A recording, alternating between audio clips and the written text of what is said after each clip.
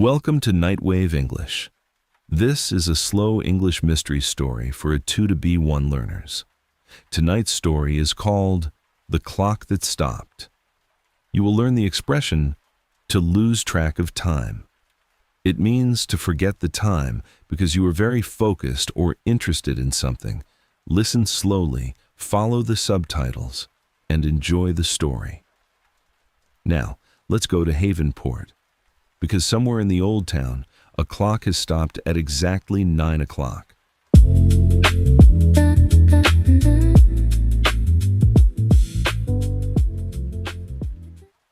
In Havenport, rain often came after sunset. It moved over the roofs, it touched the windows, it ran down the streets and made the city shine under the yellow lights.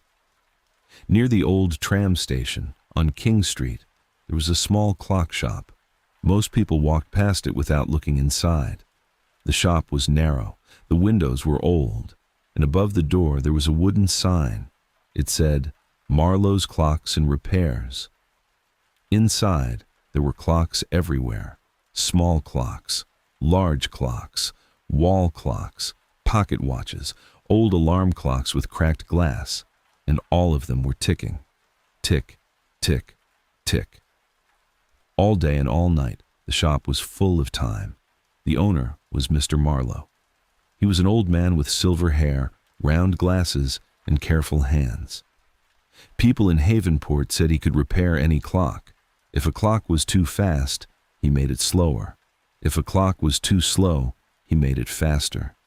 If a clock stopped, he opened it carefully, listened to the little parts inside, and found the problem. Mr. Marlowe often said, "A clock does not stop without a reason." Most people thought this was just something an old clockmaker said. But one rainy Tuesday night, Clara learned that he was right. Clara worked in a small hotel near the harbor. Her job was simple, but tiring. She answered emails, she checked reservations, she helped guests who were lost, she printed tickets, she called taxis. Every day she looked at the clock on the hotel wall and waited for her shift to end. That Tuesday, her shift ended at 9 o'clock. But at 9:10, Clara was still at her desk. At 9:20, she was helping a guest find the address of a restaurant. At 9:30, she was answering one last email. Then she looked at the clock and sighed. "Oh no," she whispered. She had lost track of time. To lose track of time means to forget about time because you are busy or focused. Clara had been so busy at work that she did not notice the time. Now she was late. She quickly put on her coat, took her umbrella, and left the hotel. Outside, the rain was heavy. The harbor lights were soft and blurry. Cars moved slowly through the wet streets. A tram passed with warm light inside its windows. Clara walked quickly toward the tram station. She wanted to go home, make tea, and sleep. But when she arrived, the platform was empty. The last tram had already left. Clara closed her eyes. "Perfect," she said quietly. It was not perfect. She checked her phone. The next bus would arrive in 20 minutes. So she started walking toward King Street, where the bus stop was closer. The street was quiet. Most shops were closed. The bakery was dark. The flower shop had metal shutters. The bookstore had one small lamp behind the window. Then Clara saw something strange. One shop was still open. Marlowe's Clocks and Repairs. A warm light came from inside. Clara stopped under her umbrella. She had passed this shop many times, but she had never entered. Tonight, through the rain on the glass, she could see hundreds of clocks. And in the middle of the shop, she saw Mr. Marlowe. He was not repairing anything. He was standing very still. He was looking at one clock on the wall. It was a large black clock with white numbers. Its hands showed exactly 9 o'clock. Clara looked at her phone. It was 9:53. The clock was wrong. It had stopped almost 1 hour earlier. Clara was about to continue walking, but then Mr. Marlowe turned and looked directly at her. He lifted one hand slowly and pointed to the door. Clara hesitated. The rain was cold, the bus was not coming yet, and the shop looked warm. So she opened the door. A small bell rang above her head. Inside, the sound of ticking was everywhere. Tick, tick, tick. It was soft, but constant. Mr. Marlowe smiled. "Good evening," he said. "Good evening," Clara answered. "I'm sorry. I saw the light. I didn't mean to disturb you." "You are not disturbing me," said Mr. Marlowe. "You are just in time." Clara looked around. "In time for what?" Mr. Marlowe pointed to the black clock on the wall. "That clock stopped tonight." Clara looked at it. "At 9? "Yes," he said. "Exactly at 9. Clara gave a small laugh. "That is strange. My shift ended at 9, but I stayed late. I lost track of time." Mr. Marlowe nodded slowly. "Many people do." Clara did not know what to say. She looked at the old clock again. It was beautiful, but damaged. The wood was dark. The glass had a thin crack. The hands were white and very delicate. "Can you repair it?" Clara asked. "I can," said Mr. Marlowe. "But first, I need to know why it stopped." Clara smiled politely. "Don't clocks usually stop because something is broken?" "Sometimes," he said, "but not always." Outside, thunder moved slowly over the harbor. Clara checked her phone again. 10 minutes until the bus. Mr. Marlowe noticed. "You can wait here," he said. "It is warmer." Clara nodded. "Thank you." She stood near a table covered with small watches. Some watches were open. Clara could see the tiny wheels inside. "So many pieces," she said. "Yes," said Mr. Marlowe. "A watch is small, but it holds many moments." Clara looked at him. "It holds moments?" "In a way." He picked up a small silver watch. This one belonged to a nurse. She wore it for 40 years. Every morning she checked it before going to work. Then he picked up another watch. "This one belonged to a man who was always late. He asked me to make it 5 minutes fast." Clara laughed. "Did it help?" "For 2 weeks," said Mr. Marlowe. "Then he was late again." Clara smiled.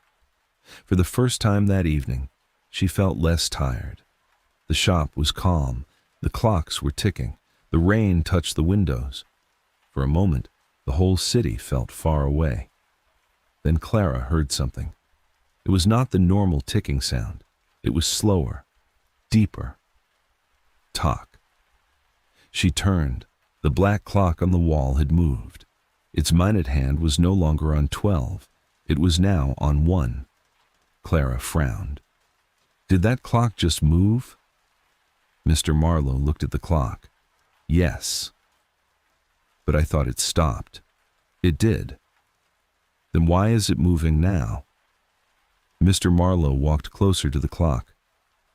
Because someone remembered something. Clara felt a small chill. What does that mean? The old clockmaker did not answer directly.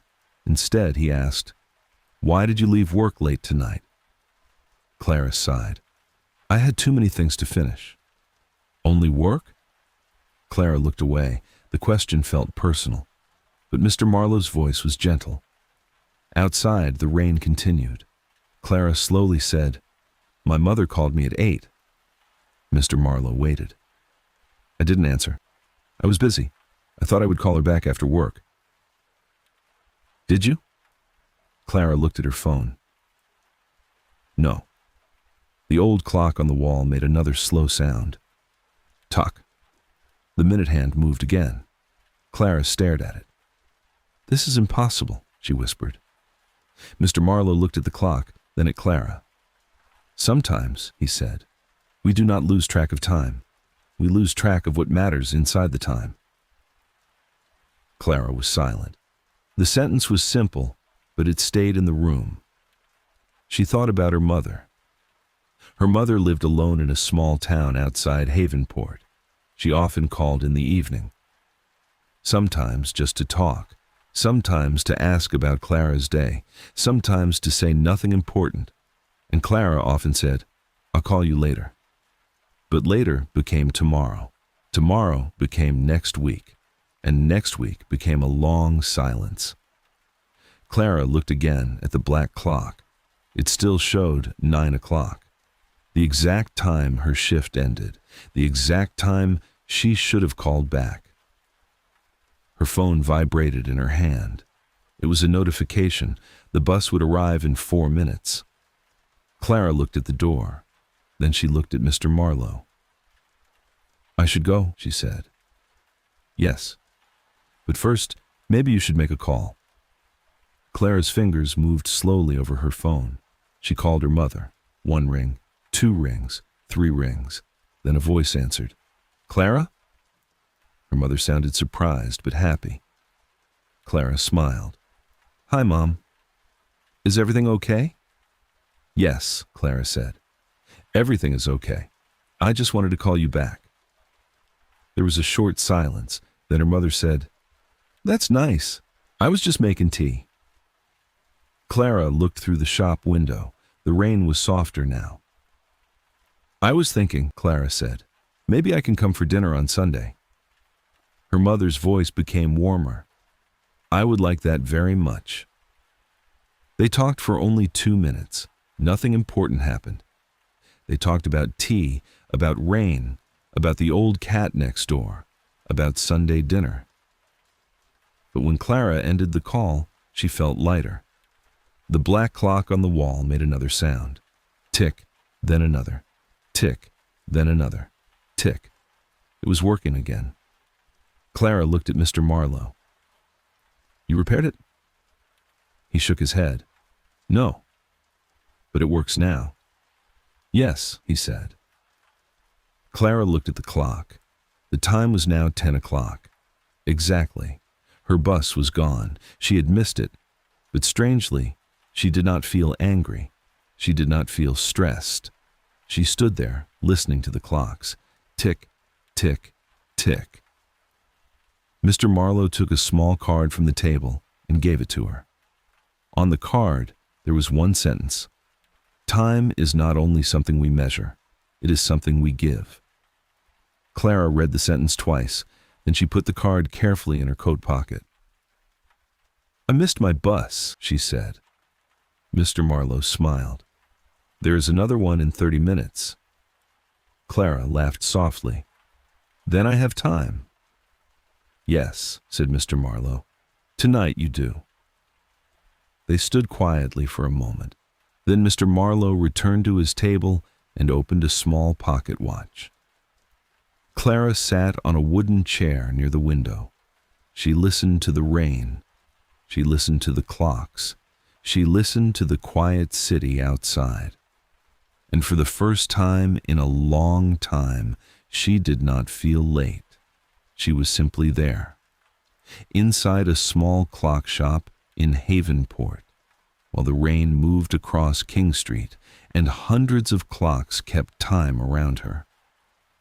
Let's pause for a moment.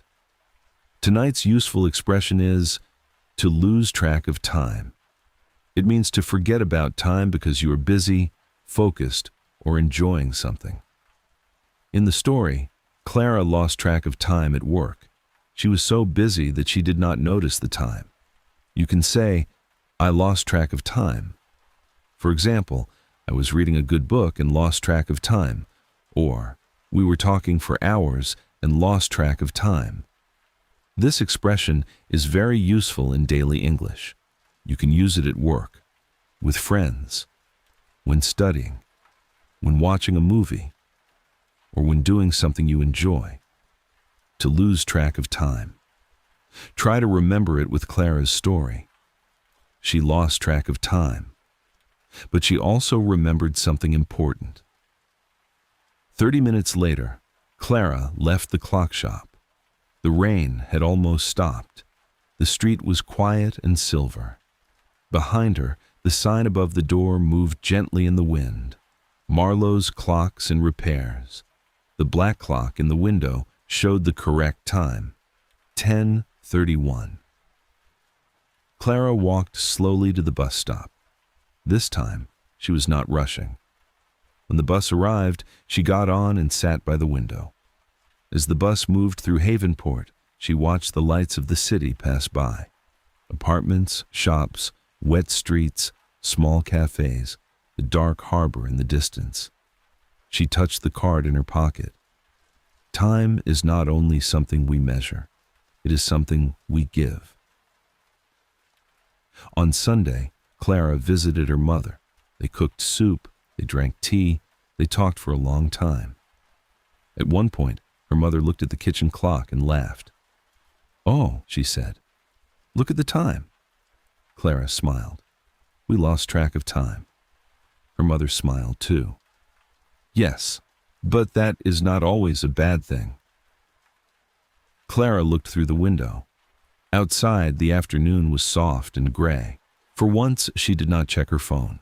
For once, she did not think about emails, reservations, guests, or taxis.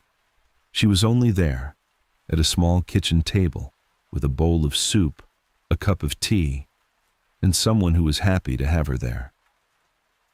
That evening, when Clara returned to Havenport, she passed King Street again. The clock shop was closed, the windows were dark, but the black clock was still there, behind the glass. Its hands moved slowly. Tick, tick, tick. Clara stopped for a moment. She looked at the sign, Marlowe's Clocks and Repairs. Then she looked at the black clock. It showed the correct time. But Clara knew something now. A clock can tell you the hour, but it cannot tell you what the hour is worth. Only you can decide that. She smiled softly and walked home through the rain.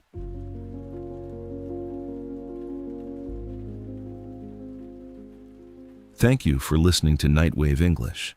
Tonight's story was The Clock That Stopped, and tonight's expression was to lose track of time. If you enjoyed this slow A2-B1 story, you can subscribe and come back for the next quiet mystery from Havenport. You can also listen again. The more you listen, the clearer English becomes. Good night from Havenport. And remember, time is not only something we measure, it is something we give.